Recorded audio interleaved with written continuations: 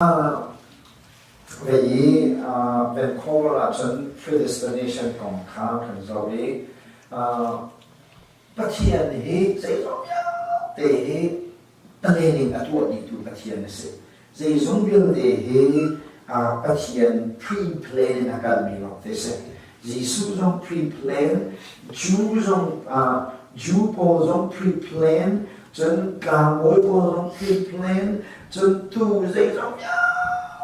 Vậy chúng mình thiếu việc để ama ni asway chia mình để lo mình akan mình làm thế gì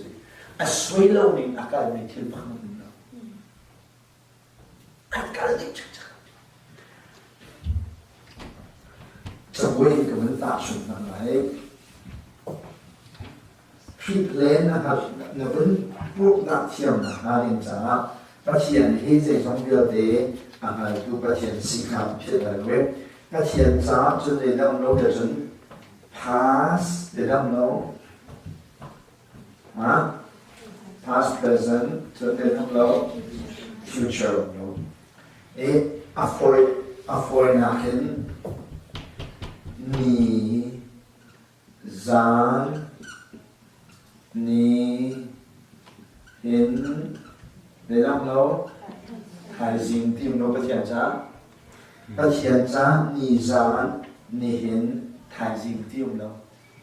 vẫn phiền thế mà cái khăn pre-plan nữa để khăn ăn bộ này là hiểu không ạ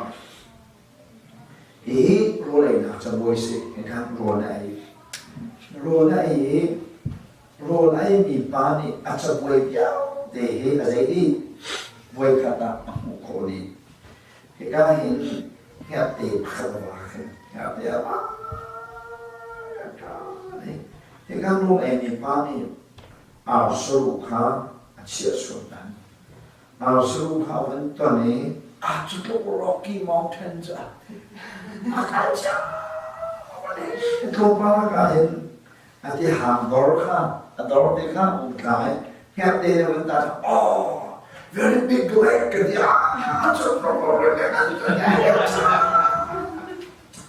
thế là cái can bung khăn và khăn để khăn là đi trái cần khăn để khăn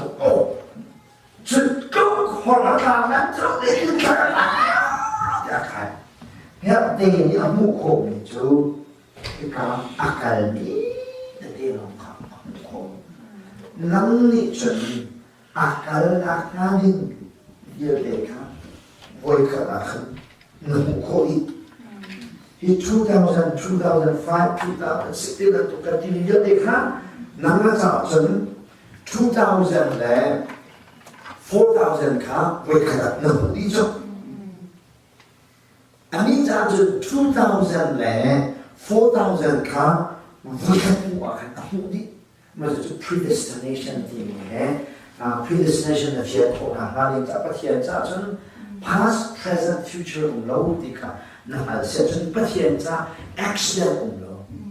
accident thì mình biết phòng chú till à lâu mi future till à lâu mi cha phải mình biết phòng xem chú không ạ accident thì mình chú accident thì mình chú mai công à lâu mi cha phải mình biết phòng xem phát hiện ra accident cũng lâu là kalau mau chú ăn ăn đi không phải biểu đi mi CD là không sao mà đó là phát hiện ra trong việc để cái này vậy thì akal tao đi mi lo tiền si ama dun aran mi salo vậy thì mình không biết tiền dùng cái ama dun là cho mình cái số ama control là vậy ama permit and law mi cho mình cái si mi cả by one predestination thì mình cho si đi cả